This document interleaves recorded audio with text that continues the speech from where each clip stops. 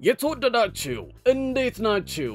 ይህ አርትስ ስፔሻል ነው። ዋናውና ጉዳዮች ተወዳጁ ባቢሎን በሳሎን ተውኔት ወደ መድረክ ሊመለስ ነው። ድምፃዊ አንዱዓለም ጎሳ 13 ቀናት በእስር ቤት እንዲቆይ ተወሰነበት። ከ30 ዓመታት በላይ እንደወሰደ የተነገረለት ያንጋፋው የፊልም ባለሙያ ፕሮፌሰር ኃይሌ ገሪማ ዘጋቢ ፊልም ተሰርቶ ተጠናቀቀ። እነዚህንና ሌሎችንም የአርትስ ስፔሻል የኪነትና ኩነት መረጃዎች እናቀርብላችኋለን። አብራችሁን ሆኖ ሙዚቀኛ አንዱዓለም ጎሳ 13 ቀናት በእስር ቤት እንዲቆይ ተወሰነበት። ከእጮኛው ቀነኒ አዱኛ ሞት ጋር በተያያዘ ከቀናት በፊት በቁጥጥር ስር የዋለው ሙዚቀኛ አንዱዓለም ጎሳ ፍርድ ቤት ቀርቧል። አንዱዓለም በነፍስ ግድያ የተጠረጠረ በመሆኑ ነው ትላንትና መጋቢት 4 ቀን 2017 ዓ.ም አራዳ በሚገኘው የፌደራል ፍርድ ቤት መቅረቡ የተነገረው። ሞዴል እንዲሁም የማስታወቂያ ባለሙያ የሆነችው ቀነኒ አዱኛ በዚህ ሳምንት መጀመሪያ መጋቢት 1 2017 ዓ.ም ሌሊት 10 ሰዓት አካባቢ ከእጮኛዋ ጋር ከሚኖሩበት ውዳሴ ከተሰኘው ህንፃ 5ኛ ፎቅ በረንዳ ላይ ለጊዜው ምክንያቱ ባልታወቀ ምክንያት መውደቋ ለህልፈቷ ምክንያት መሆኑን ፖሊስ አመላክቷል። ፖሊስ ይህንን ካለ በኋላ ባሳለፍነው ማክሰኞ እጮኛዋ የሆነውን ድምፃዊ አንዱዓለም ጎሳን ጠርጥሮ ለምርመራ መያዙን አስታውቆ ነበር። ለፍርድ ቤቱ ምርመራ ለማድረግ 13 ቀናት የጠየቀው ፖሊስ እስካሁን ድረስ አሻራ ማንሳትና የአስክሬን ምርመራ ማድረግ እንዲሁም የሰው ማስረጃ ማሰባሰብ ላይ እንዳለ ለፍርድ ቤቱ አስረድቷል። በዚህ መሰረት ፖሊስ ለምርመራው ከጠየቀው 14 ቀናት ውስጥ 13 ቀናት ተፈቅዶለት ቀጣዩ ቀጠሮ ለመጋቢት 7 ቀን 2017 ዓ.ም እንዲሆን ወስኗል። በዚህ ምክንያት ድምፃዊ አንዱዓለም ጎሳ ለ13 ቀናት በእስር ላይ ይቆያል ተብሏል። ባቢሎን በሳሎን ተውኔት ወደ መድረክ ሊመለስ ነው። በውድነህ ክፍሌ ተደርሶ በተስፋዬ ገብረሃና የተዘጋጀው በበርካቶች ዘንድ ተወዳጅ የሆነው ባቢሎን በሳሎን ተውኔት ከ2 ዓመታት ኋላ ለአጭር ጊዜ ወደ መድረክ ሊመለስ እንደሆነ አርትስ ስፔሻል ከደራሲው ያገኘው መረጃ ያመለክታል። ምን መሰለሽ እንደዚህ እያፏጨሽ ወደ ቤት ከዛ በኋላ ወዴት ብትሄጂ ነው የምናገባኝ?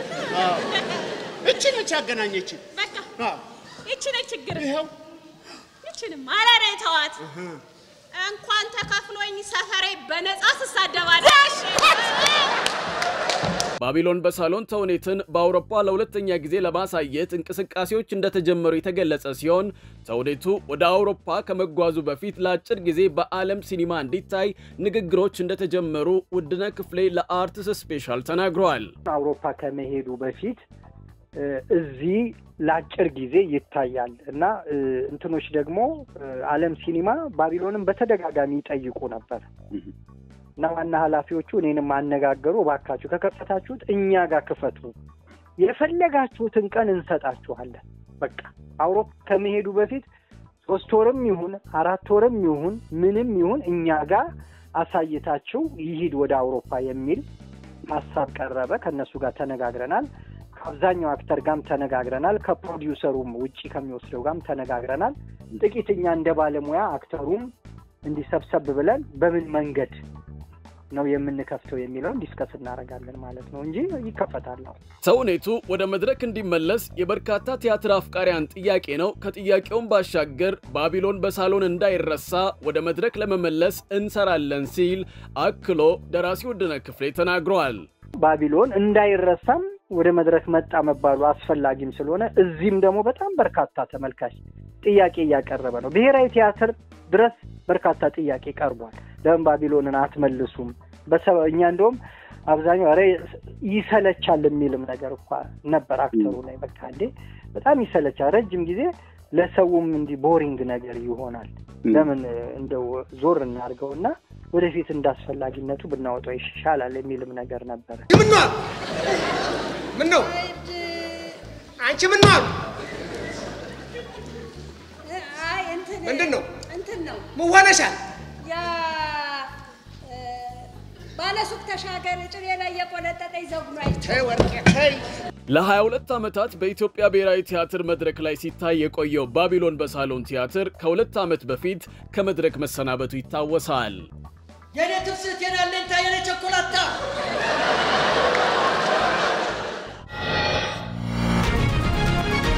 ከ30 ዓመታት በላይ እንደወሰደ የተነገረለት የአንጋፋው የፊልም ባለሙያ ፕሮፌሰር ኃይሌ ገሪማ ዘጋቢ ፊልም ተሰርቶ ተጠናቀቀ። የአዲሱ ፊልማቸው ጥቁር አንበሳ የሮማ ተኩላ የተሰኘ ርዕስ ያለው ሲሆን በሁለተኛው የኢትዮጵያና የጣሊያን ጦርነት ላይ የሚያተኩር ነው። ፊልሙ የዶክመንተሪ ቅርጽ የያዘ መሆኑ የተነገረ ሲሆን 5 ክፍሎች ያሉትና በአጠቃላይ ከ10 ሰዓታት በላይ ርዝመት ያለው እንደሆነም ተነግሯል። ኃይሌ ገሪማ ይህንን ፊልም ለማዘጋጀት ከ30 ዓመታት በላይ እንደፈጀባቸውም ተናግረዋል። በፊልሙ ውስጥ በጣሊያን፣ አሜሪካ፣ እንግሊዝ፣ ሩሲያ፣ ፈረንሳይና ጀርመን አማካኝነት በወቅቱ የተቀረጹ በርካታ ታሪካዊ ቪዲዮዎችን ማካተታቸውን የገለጹት ፕሮፌሰር ኃይሌ እንዲሁም በዚያ ጦርነት ላይ የተሳተፉ አርበኞችን ቃለ ምልልስ የፊልሙ አካል ማድረጋቸውንም አስረድተዋል። በርካታ ዓመታት የፈጀው ይህ ፊልም ቢጠናቀቅም ለእይታ ለማብቃት የሚያስፈልጉ ወጪዎችን ለመሸፈን $80,000 በላይ ያስፈልጋል ተብሏል። ለዚህም የትብብር ጥያቄ አቅርበዋል። በዚህ ፊልም ላይ አርቲስት አስቻለው ፈጠነ የማጀቢያ ሙዚቃውን እንደሰራም ተነግሯል።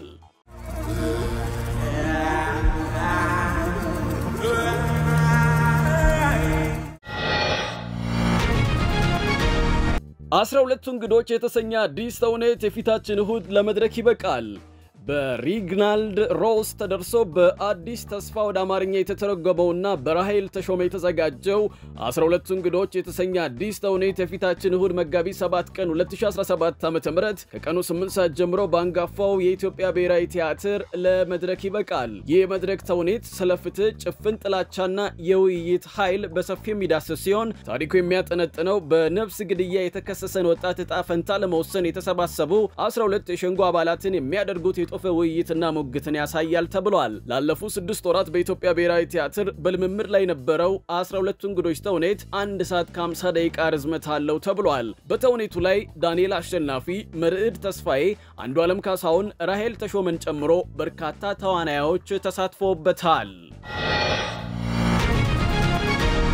ስሜ ደበላ ታላቁ የግብርና ምርምር ስርዓት መሪ የተሰኘ መጽሐፍ ቅዳሜ ይመረቃል። በግብርናና ምርምር ተቋም መስራች አደራጅ መሪነታቸው የሚታወቁትን የዶክተር ስሜ ደበላን አበርክቶች የሚዘክረው በደራሲ ገስት ተጫኔ የተጻፈው ስሜ ደበላ ታላቁ የግብርና ምርምር ስርዓት መሪ የተባለ መጽሐፍ ነው። ነገ ቅዳሜ መጋቢት 6 ቀን 2017 ዓ.ም ከጠዋቱ 3 ሰዓት ጀምሮ በኢትዮጵያ ግብርና ምርምር ኢንስቲትዩት ይመረቃል። በምርቃት ስነ ስርዓቱ ላይም የዶክተር ስሜ ደበላ ህይወትና አበርክቶች ላይ የተለያዩ ዝግጅቶች እንደተሰናዱም አዘጋጆቹ ለአርትስ ስፔሻል ያደረሱት መረጃ ያመለክታል። ክቡራትና ክቡራን ተመልካቾቻችን የአርትስ ስፔሻል የሳምንቱ የኪነትና ኩነት መረጃዎች ይህንን ይመስሉ ነበር። ስለተከታተላችሁን እናመሰግናለን።